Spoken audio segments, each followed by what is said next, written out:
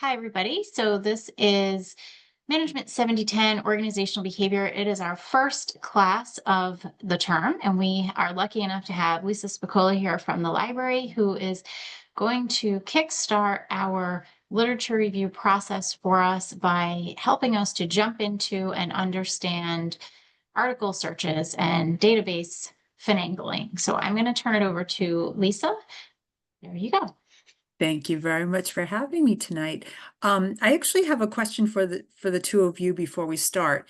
Did have did you see me in another class? Did you see me in Dr. Hood's class? Yes, Yep. we saw you in Dr. Hood's class last term. Okay, great. So then your cohort has already received an overview from me. Yes. Mm-hmm. Okay, perfect. So I don't want to regurgitate that whole thing again. My thought is that I will I will remind you of certain things that will really help you as far as working towards your lit review for this class. And definitely I want to be able to touch upon any concerns that you have, any questions that you have.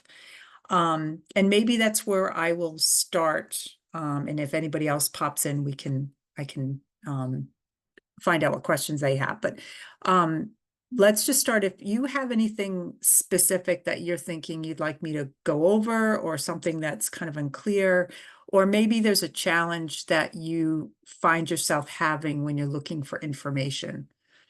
Is there Yeah, anything at all that I can help with in that regard? Yeah. just really quick. So I know Yeah. in my last course, Dr. Hood called out the usage of, let's say, dated articles. And so Mhm. I don't know if I'm searching incorrectly, but those are generally more of the articles that I get hits back when I do my search. And so if I can have some guidance on how to make sure I'm getting kind of the latest and greatest for the research topic that I'm interested in, I would greatly appreciate it.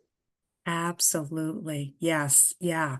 Um, and I don't, it's not necessarily that you're doing anything wrong, but there are some good strategies to locating more recent articles um, based on the articles that you do find. So you were going to go into Google Scholar in just a minute, and I Perfect. will walk through something like that. So actually, if you have an example of an article that you found that you really liked, but is kind of dated, can you bring it up for me? We can use it as our jumping off point. And if you Yes. don't, that's okay too. Yeah, give me 1 second. Let me pull it up. I do Absolutely. apologize. Yeah. Yeah. Elizabeth, was there anything on your mind that you'd like us to address tonight? No, I've had some pretty good success. I've had a lot of articles that aren't available, but I request them and they come right through within a couple of days. The website is a little bit finicky sometimes because it'll tell me you need to sign in, and then 30 seconds later it tells me you need to sign in. But other than that, which is just, a little bit of technical issues, sometimes I have to do it 2 or 3 times before it decides that it likes me, but other than that, it works pretty well. Oh, I'm so glad. And in that case, it sometimes off-campus signing in can be finicky. And one workaround that we've found works, and I don't know if you've done this yet, but when it gives you the option of signing in or continuing as a guest, we have continued as a guest, and then it seems to be okay. Oh, So okay. I didn't know if, as a guest, maybe there were things that weren't available that might be. it's like, I don't know, it just seems like it will either, for you, it will either just prompt another login after that, or it will just recognize your computer. Hmm. I know for me, and of course I use the databases every day. I use my laptop on campus and off campus. Usually when I click on guest at home, it will just say, "Oh yeah, okay, you're logged in." And I'm Oh, like, "Oh, okay. well, Okay. okay, you knew me. Why did you ask? You Yeah. already knew me." So I don't know if you would have that experience, or whether it would eventually ask you to log in. But that has been a good that has been a good workaround for students off campus. But that's so good to hear that you've eventually found an open door. right? Mm-hmm. It's asked Yep. you a couple times. Okay, that's Yep. perfect. And if you are hitting walls with that, you know, you can reach out to us. Like if you go to our Ask a Librarian chat box and just say, I'm just having trouble with this. You know, we can just double check that there isn't anything funky going on this side, on the Mm-hmm. on-campus network. But hopefully just being persistent is going to do it for you. Thank you. Yeah, usually Okay, it does. good. Okay. Hey, Lisa, Perfect. I dropped some of my references that I used on one of my prior assignments. One of the articles we can use is the one dated in 2001. It's called The Glass Ceiling Effect by Cotter and a few other authors. Okay. Perfect. Okay. So the first one, all right, so the first one was in Social Forces journal, and that definitely we can use that one. The second one and the third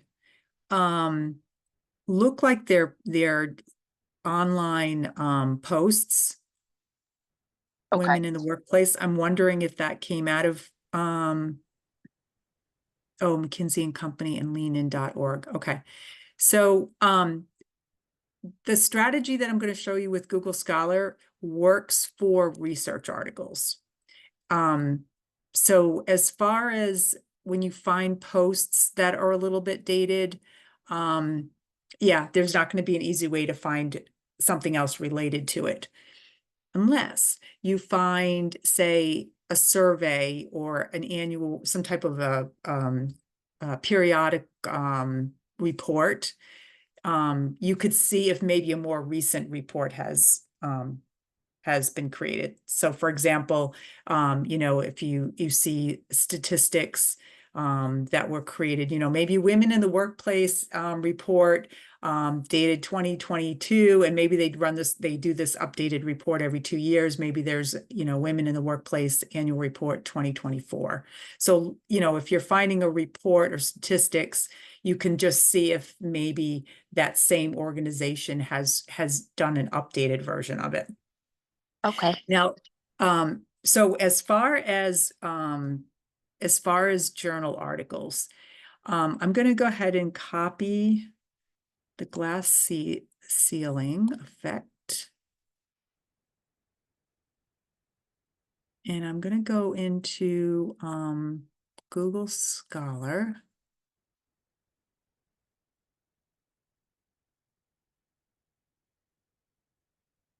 No, I do have it here.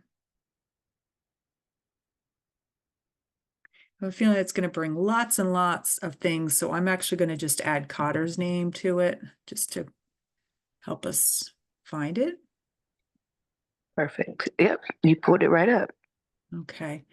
And so the really great thing about Google Scholar is that it identifies articles that have cited a particular article.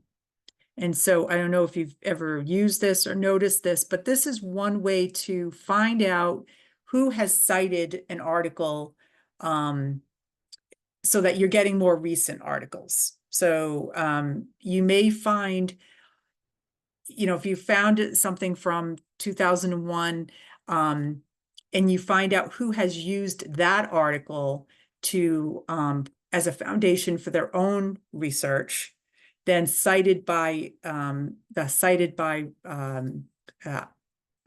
feature is going to identify those. So this is good. Do you notice 2015 other articles have cited this? Yeah, no, that's interesting. I didn't even spot that. No, good call Um, out. Amazing. I mean, that's huge. You know, if you go, this one's been cited twice, which I don't know what the difference is.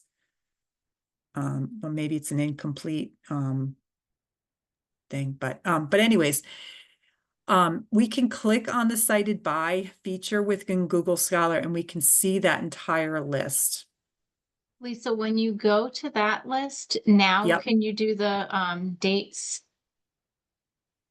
You definitely can. As you can see here, you can control the dates. you can have the system sorted by date. So we could even do that if we wanted to. Even more helpful is we want to find the articles that have cited this article that are in line with the topic we're working on, right? So somebody might have cited this article for a completely different reason than what you are trying to cite it for. So we want to search within these 2,000 articles for some keywords that are more meaningful for your particular subject. So we could put in glass ceiling. I have a feeling that might not help too much because that's literally the name Broad. of the article. But we could say, we could add something else. Like if you are looking at, executives or, if you're looking within a certain industry or Yeah, we human can do finance. resources or within So finance. Yeah. finance, Okay. yeah. Mhm. Yep. Yeah, go ahead.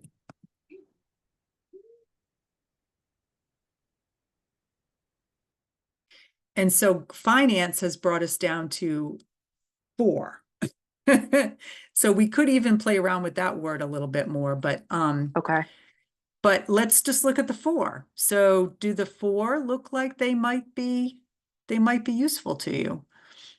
Yeah, that third one, is that what invisible barrier? Mhm. That one looks good, and I can see from a 2024, so that's timely. Okay, Yep.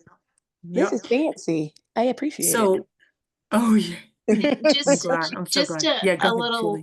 thought here. So whenever you're searching, you have to be creative with your search terms, right? So putting finance in, but then maybe it might be financial services, or if banking might not apply here, but trying different words just to see what comes up. Yeah, and you can see what Lisa's doing now, kind of the scrolling, like financial management or whatever. I don't know if there's a Even better word, but well, and even if it's not exactly the specific, direction you're looking at, if it's close, that might also be helpful. So just when you like, if you did finance and you're like, oh, okay, that's great. These articles are wonderful, but there's only 4. I need a few more. You can just try to be creative with the searching. Thank you. and as you've probably noticed with Google Scholar, it works like Google. You just put a bunch of words in and the algorithm tries to find things that are relevant to those words. So you don't have to do like a database where you have to do finance or accounting or management. You can just throw in some words, and I'm just curious to see if it's, no, didn't like it. Didn't like all 3 of those. Okay. All right, let me go back to just finance. Can Okay. we try DEI? Let's see if that pulls up. I know that's a broad one too, but it may pull up a You little said bit more. DEI? Yeah, Yep. diversity, equity, and inclusion. Nope. Okay. I wonder if I just do or DEI.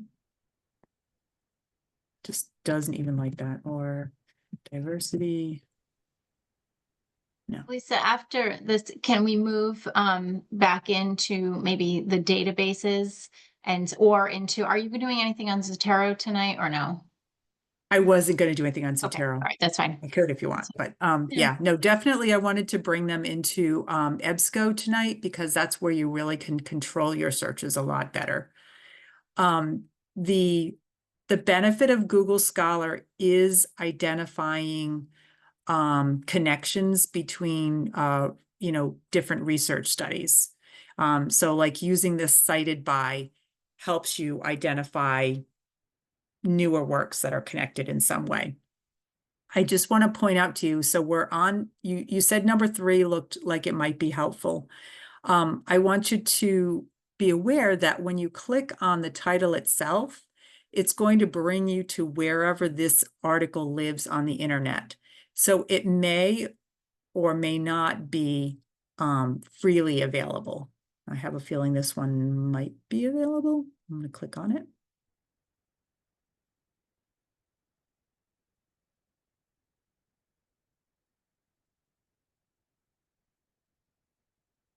Yeah, so can you see what this is, whether, you know, the difference of whether it's a publication or something else? Yes. Can you see that it's actually, it's a conference? So it looks like probably something that's, it's a paper that somebody, maybe they presented at the conference. But this is where the actual paper is published in this case. Could be published somewhere else, but. So if I go back, so it was available, but if it wasn't available, that's where the links on the right-hand side come in handy. These are the links that are going to send you to the full text. So like if you've, you know, if I click on here, it's going to give me the full text, which we already found it anyways. But if an article is only available behind a paywall and we're able to get it through our library databases, you will see it here. So I'm going to move back to our really big list. Lisa, will they only see it there if they're logged into Google Scholar with their library linked to it? Yes, yep. Okay. And I'll remind you guys how to do that. Yes, so like I just went back a few pages and here's an example. So this article is available. It's probably not available on the publisher's page, the Wiley page. We're probably going to hit a paywall. Or not. Maybe it's access free, it's open access. In this case, it's open access. Yeah. Okay. Let's say it wasn't available. Well, we know that we can click on the library full text, and hopefully it will bring us to the page where we can get the full text. So I'm going to click the view full text. It's going to take us to that specific database that has this article. And here it is. All right, let me go back. And let me remind you, if you're not seeing the library full text, let me remind you how to do that. So you're going to click on the menu of Google Scholar in the left-hand corner, and you're going to go to your settings, library links, and then you're going to search for Johnson & Wales, and there will be 3 of them that you want to find and you want to select. And so now Google Scholar will identify any articles that are available in any of our subscribed databases. If you are affiliated with any other libraries, put those in also. You might have a partner that's affiliated with another library. You can put up to, as you can see, you can put up to 5 different libraries, and then any of those libraries will have full text links to the right of any articles that you find. Did either one of you have you had any issues with that, or? I haven't. Anything that I wasn't able to get, I just requested and I was able to get, so. Yep, perfect. Okay. Good. Okay. And I want to remind you when you're in your ULearn site and you're at your library, the library page that I've created for you, I have that slide presentation about Google Scholar features. I have it under the finding art. Oh, actually, I have a Google Scholar here for you. Okay. And so those 2 things that I just talked about are in these slides. So using the cited by feature and making sure that your library is linked up with your Google Scholar are both in here.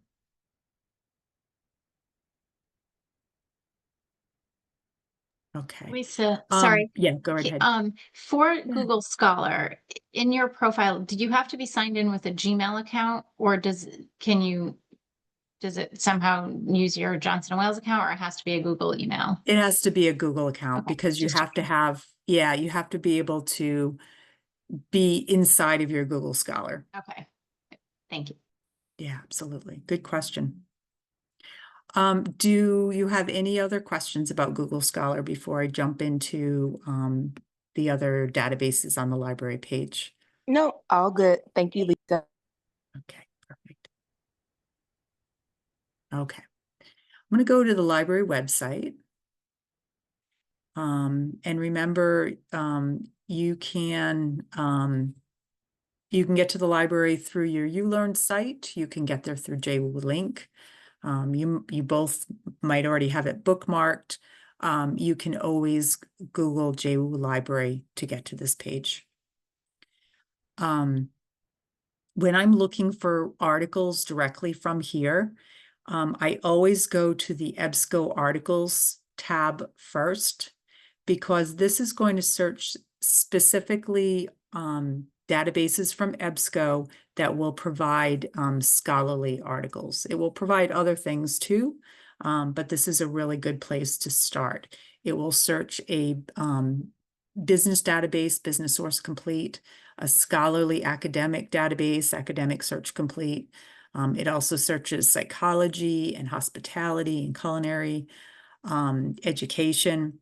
So this is it hits upon a lot of different disciplines by searching in here. I do not like to search at the Everything tab, because it's kind of like a Google search engine of all of our databases. So it searches our library catalog, which includes our physical books and our ebooks and our streaming videos, and it searches a lot of our different databases. But it gives you very little control as to what you're searching for. So if you're searching for something in here, you're going to get a whole hodgepodge of results, and a lot of it's not going to be very relevant. So I definitely like to start with EBSCO articles. Searching EBSCO and searching Google Scholar, as well as ProQuest Dissertations Database, searching those three things, I feel that you hit upon every article database that we have. It doesn't search every database, but every database that has scholarly articles in it, you're hitting. So I'm going to spend a couple of minutes just going through the EBSCO article tab, just to make sure that you're using all the features that are going to be most helpful for you. So first of all, we do want to select peer reviewed, so that we are just finding scholarly articles. We do not want to search full text, because I don't want us to limit our findings to just EBSCO databases. I want EBSCO databases to locate anything that's in their databases, even if it's just a citation of a really helpful article. If I click full text, it's only going to show me those articles that are full text, and it won't help me discover some other good things that other databases have. So let me put in an example. Would somebody like to give me just a couple of keywords that we could do some searching for you? Let's try organizational behavior, seeing that's where we are.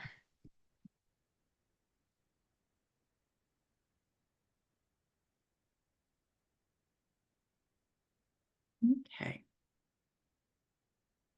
So remember, with databases, it's not helpful to do a whole long sentence or phrase.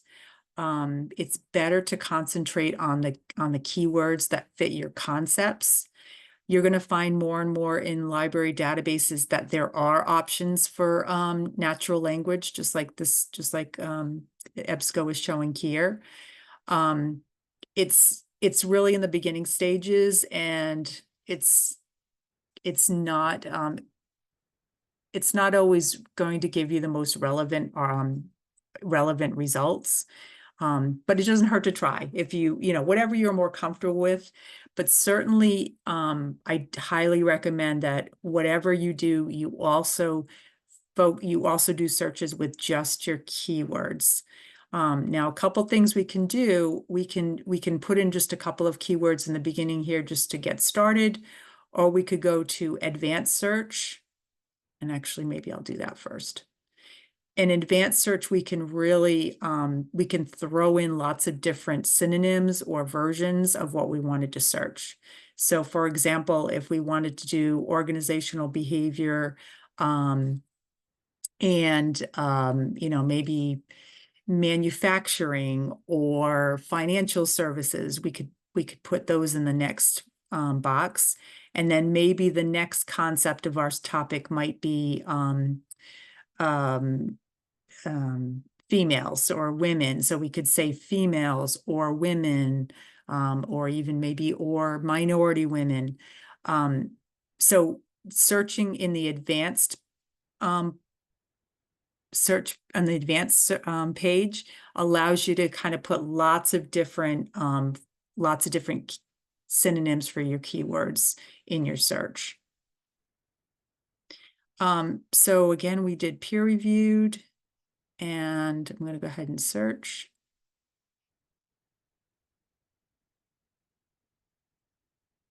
Oh, this is really annoying. I noticed this the other day where they're not letting me get rid of this natural language search box, and now it's limiting my ability to see things. So it's coming up with 94,000 articles. And so what it's doing is it's searching that phrase, organizational behavior, in all of the metadata of our articles. So meaning it's searching for every article, it's searching the title, it's searching the author's name, the publication that the article is in, it's searching our words in the abstract or the summary of the article, and it's also searching our words within the subjects themselves. So that's why we came up with such a large number. And I think it's probably safe to say that not all of the 94,000 articles we found are going to be relevant. One thing I like to do when I get a really big results number is I like to limit it with my filters.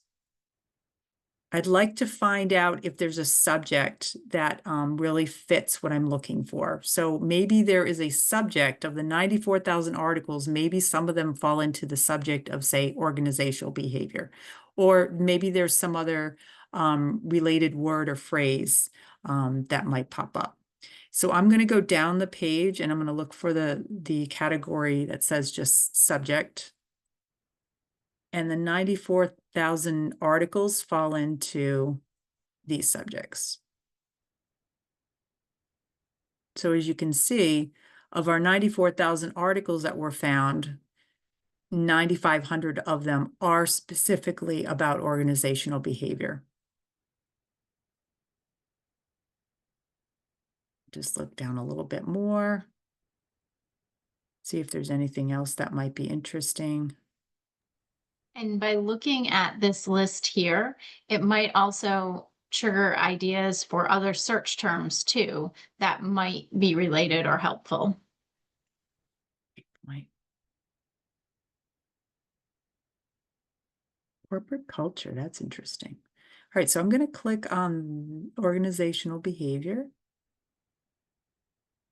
And I'm going to go down to update selections and apply. So now it's going to show me that list.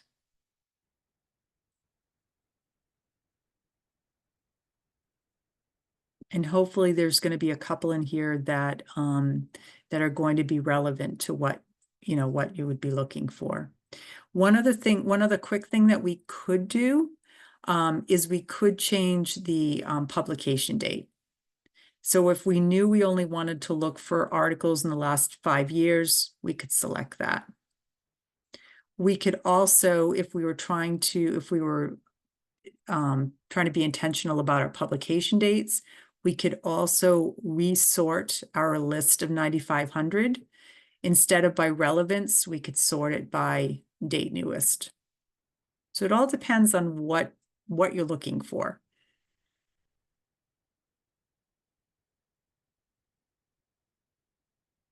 And I think maybe we want to go back to relevance again.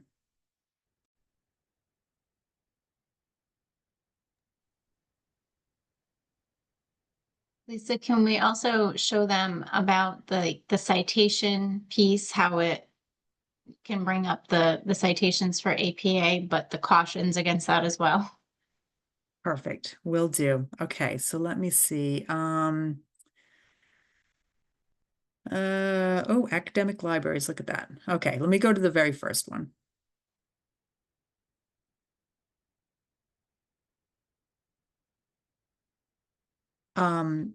So if we're interested in this article, we can click on it.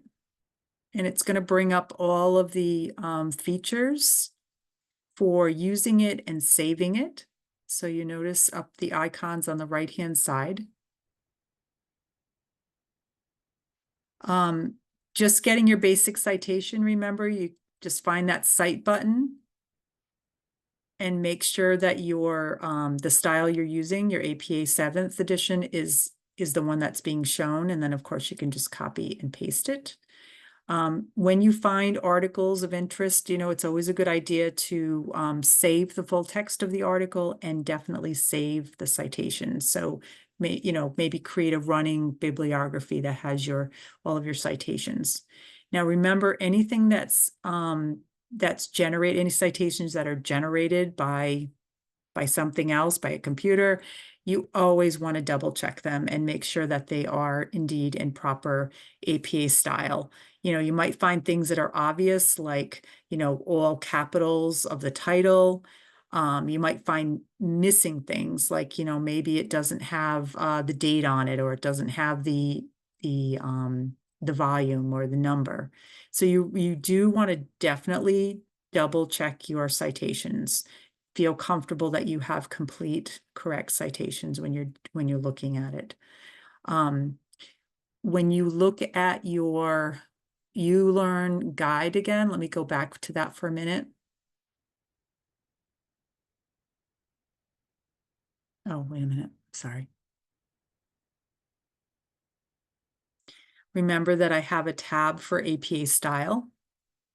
And the APA style website, the primary source for the APA style, is a really good source. If you have not been there, I highly recommend that you take a look. It's well laid out. And when it comes to citing, it's very easy to figure out how to cite specific types of sources. If you just want online media, a web page on a website, it will give you examples. And it will also give you, basic tips.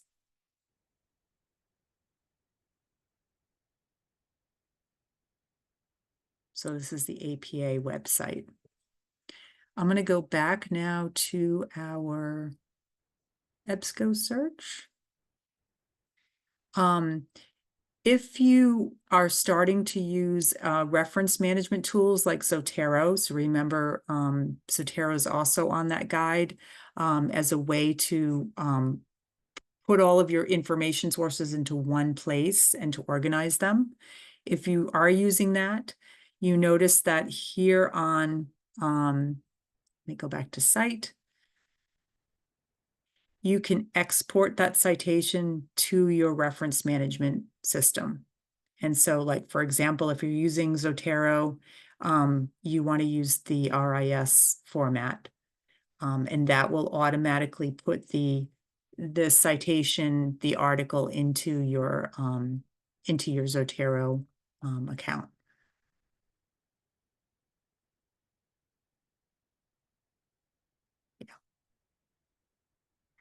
The other thing that I want to point out to you is, remember I said that the EBSCO databases don't always have the full text of the articles that it lists, and this is an example of that. You can see that there's no article available here. It's not offering us a full text.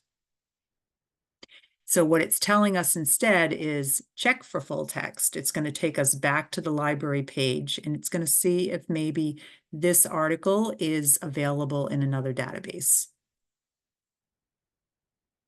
Oh. This happened to me the other day. It wouldn't let me go to the website. Oh, okay. I'm gonna have to find out why that is. Now you know what it feels like to be on our side sometimes I when we're like, it's know, not I know. working. I know, what is wrong with this? And I mean, look, it's not letting JWoo go to a JWoo website. It's just crazy. What can you do when that happens, and you can't figure out another door to go through? You know, ask a librarian. You know, go right to the library site or to your guide, and just use the chat box. Chat is offline. Okay. So when it works right, it will take you to a library page where it will tell you what databases are, this article is available in full text. It will give you a full text button to go right there seamlessly. And if it's not there, it will have an interlibrary loan button, which the two of you have already used. So when it works seamlessly, the buttons will eventually lead you to the full text when you're in this particular database. All right, going back. So again, this search was searching for organizational behavior, and especially peer reviewed, and then adding a subject requiring that every article be about organizational behavior. You can see all of my requirements at the top of this filters window. I could change it at any time. So I could remove organizational behavior, and, you know, maybe I want to try a different subject. So you can play around with that. Do you have questions, or what questions do you have for me about using the EBSCO databases?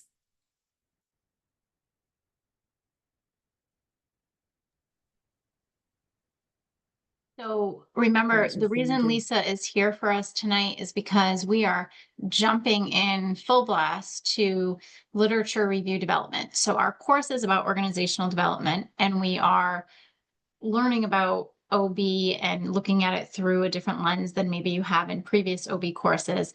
But that's our content, and our technical vehicle through the course is the skill set of literature review development. So she's here to help us jumpstart that, because if you've had a chance to look at the week 1 assignments, you have an annotated bibliography due this week. So this is where you can find a lot of the information you need for the annotated bibliographies.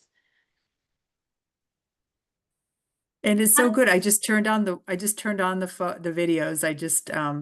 It's so good to see you guys. I see a few more jumped on. I put 2 questions to this chat. Yeah. You don't have questions? Okay. I did put them. Oh, In the chat. Yes. In chat. okay. Lisa, can you see those too? I can. Yep.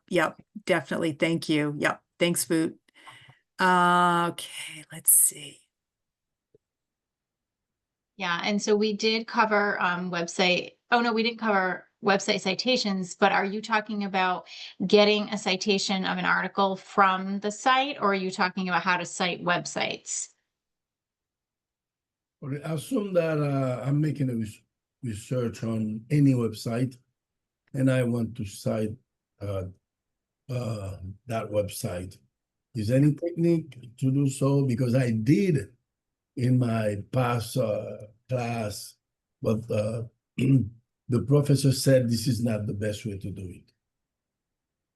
So all citations, Lisa, sorry, I'm going to jump in for 1 second Yeah, here, go but ahead. all Yep. citations should be APA compliant.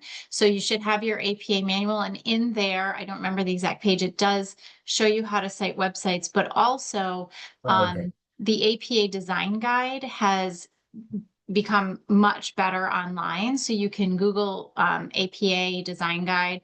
Lisa's pulling it up right now. Thank you. And she has the page directly on webpage on website references. Yep. So remember, you're on your ULearn site on your library guide.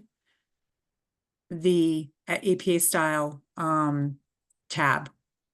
And that is where I have the APA style. Scribbr is also nice to use, but I definitely go to APA style first to see.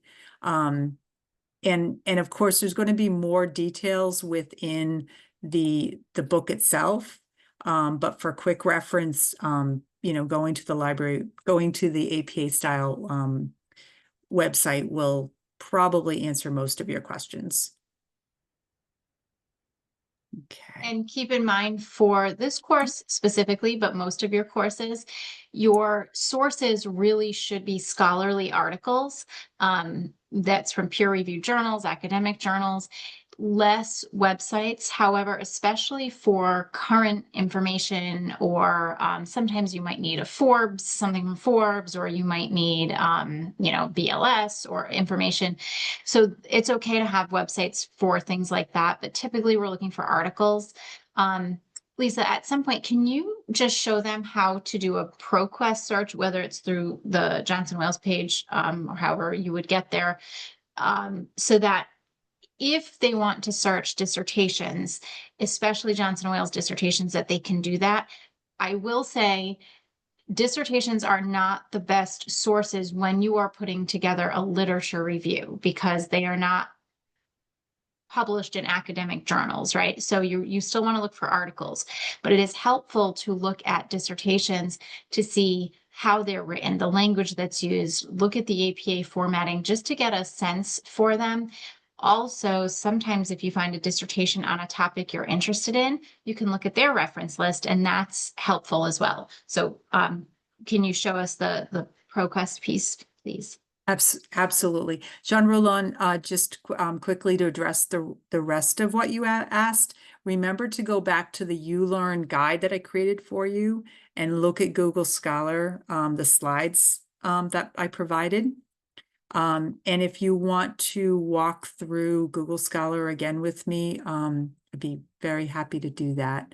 But just go back to your guide, click on Google Scholar tab, and then just familiarize yourself with the slides in here, okay?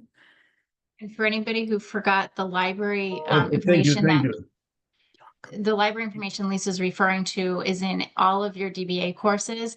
On the sidebar, it's up in the top left, and the title of the folder is Library and Research Help. So you should see that in all of your courses.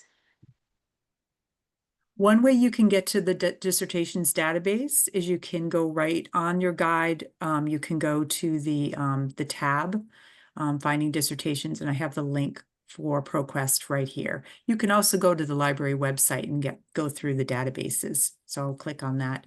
Fraser, what question do you have for me?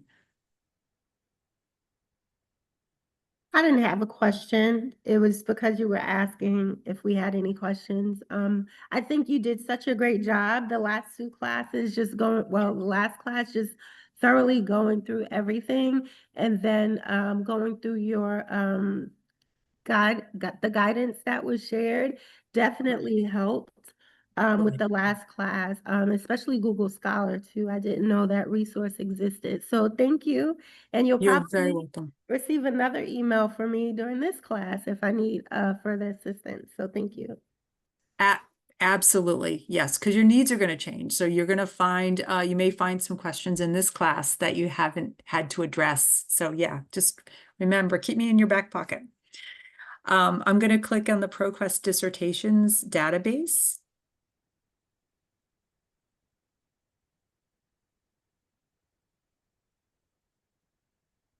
And did you want me to search anything specific, or should I just do organizational behavior? Yeah, sure, that's fine. And is Okay. this pulling up dissertations just Johnson Wales, or any? This is any. Okay, Yeah. perfect. Yeah. So this is the ProQuest database, ProQuest Dissertations database, overall. Yeah. Okay. And you can Um, limit it to Johnson Wales if you wanted to, correct? absolutely. And I'm going to go to modify search. And you notice that I'm searching for this phrase anywhere in the dissertations. ProQuest is a little backwards where it's searching the full text of the articles in addition to the metadata. So you're going to notice we probably got a very large list. What I would do instead is I would click on search anywhere except full text, because again, we're looking for quality, not quantity. We want to find articles, we want to find dissertations that are about organizational behavior, not just mention the words. So that's going to be really helpful. And just really quickly, you're going to notice that you can also control your searching by saying, I only want to search in maybe the abstract or maybe the title. But in general, searching anywhere except full text is a good strategy. I mean, you can even search by advisor name if you wanted to. Okay, so let's, I'm going to search full text. It's all full text. I'm not even going to worry about that. And so we came up with 50,000 articles that mention, or dissertations that mention organizational behavior. Again, this is really large. So let's see if we can maybe control our search a little bit better, target a little better, and go down the list of our limiters to refine. Do we want to, refine it by date? Do we want to refine it by subject or index term? So you notice there is a subject for organizational behavior. So we can click on that. And again, it's really large. 33,000. You can go down the list and see what's there. But it looks like maybe we want to go a little bit more. Is there, Dr. Bilodeau, is there any other, should I go in a certain direction? No, I mean, we can see if it's, you can do in healthcare maybe and see what comes up. Let's see if we can find some healthcare here. Yep, healthcare management. Right there. Yep, Perfect. so I'm going to include that.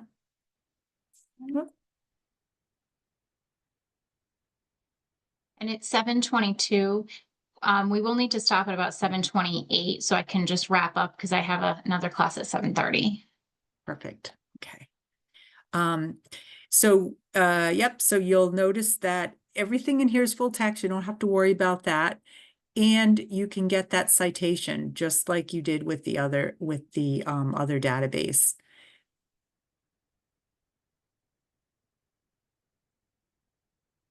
And just remember, you want to change it to APA above because thank you. Yes. Yep. And we are APA 7th edition for anyone who's not sure, which wow. Where is that? I know, I never noticed this. This is not I've good. never seen it give you all the editions either. That's so weird. There's no APA 7 here. There's no 7. All right, so you guys are really gonna have to pay attention. Yeah. If you get the 6th, you're gonna have to pay attention. Like, for example, retrieve from is no longer used. That's 6th edition, but 7th edition does not. So you just have to make sure you check your citations. And that's just something you want to do standard across the board. One thing, oh, sorry, there was one other thing I was going to really quickly mention to you. You can add it to your Zotero. I'm sorry, I lost it, what I was going to say.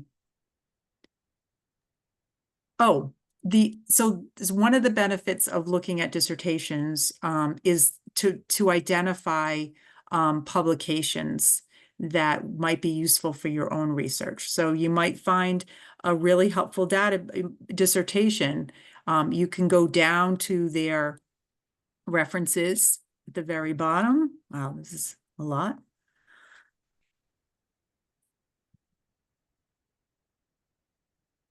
And you can see if maybe, see, here's all the